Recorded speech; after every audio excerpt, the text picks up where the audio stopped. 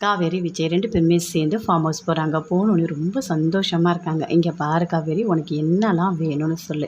நீ ஆசைப்பட்ட எல்லாமே நான் பண்ணித்தரேன்" அப்படின்னு விஜய் சொல்கிறாரு. "அப்படியா? நீங்கள் சமைக்க போகிறீங்களா?" அப்படின்னு காவேரி கேட்குறாங்க. "ஆமாம் காவேரி, நான் சமைக்க தான் போகிறேன்.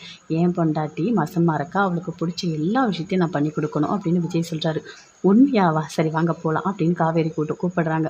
"உனக்கு என்ன வேணும் காவேரி?" "எனக்கு பஜ்ஜி வேணும்" அப்படின்னு சொல்கிறாங்க. "பஜ்ஜி தானே, ஒரு 2 நிமிஷத்தில் நான் போட்டுருவேன்" அப்படின்னு சொல்லிட்டு அதே மாதிரி பஜ்ஜி சுட்டு கொடுக்குறாரு. அப்படின்னு சாப்பிட்றாங்க, சந்தோஷமாக சாப்பிட்றாங்க. "ஆமாங்க, டேஸ்ட்டாக இருக்குது, எனக்கு வாமிட்டே வரல, ரொம்ப நல்லா பண்ணி கொடுத்துருக்கீங்க" அப்படின்னு சொல்லிட்டு நல்லா சாப்பிட்றாங்க. "போதும் காவேரி, நிறைய சாப்பிடாத" அப்படின்னு விஜய் சொல்கிறாரு. "என்னங்க சொல்கிறீங்க? எனக்கு பாசமாக பண்ணி கொடுக்குறீங்க, என்னால் எப்படி சாப்பிடாம இருக்க முடியும்" அப்படின்னு சொல்லிட்டு நல்லா சாப்பிட்றாங்க. "சரி, நீ போய் ரெஸ்ட் எடுப்போ" அப்படின்னு சொல்கிறாரு. "என்னங்க ரெஸ்ட் எடுக்க சொல்கிறீங்க?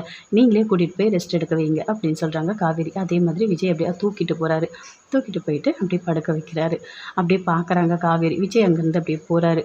விஜயோட கையை பிடிக்கிறாங்க. பிடிச்சிட்டு, "இங்கே பாருங்க, நீங்கள் என் கூடவே இருங்க" அப்படின்னு சொல்லிட்டு காவேரி சொல்கிறாங்க. உடனே விஜய் அப்படி ஹக் பண்ணிக்கிறாரு. ரொம்ப சந்தோஷமாக இருக்காரு. 2 பேருமே சேர்ந்து ரொம்ப சந்தோஷமாக பேசிகிட்டு இருக்காங்க. அது காவேரி அப்படியே யோசிக்கிறாங்க. "இங்கே பாருங்க, உங்கள் கூட வாழுற ஒரு ஒரு நாளும் எனக்கு அவ்வளோ முக்கியமானது. அந்த அளவுக்கு உங்களை நான் விரும்புகிறேன்" அப்படின்னு சொல்லிட்டு காவேரி சொல்கிறாங்க. அதை கேட்டோடனே விஜய் ரொம்ப சந்தோஷப்படுறாரு. "இங்கே பாரு காவேரி, நாம் 2 பேருமே இப்போ பிரிஞ்சிருக்கிறது எல்லாமே தற்காலிகம் தான். சீக்கிரமாகவே நம்ம 2 பேரும் ஒன்று சேர்ந்துருவோம், சரியா?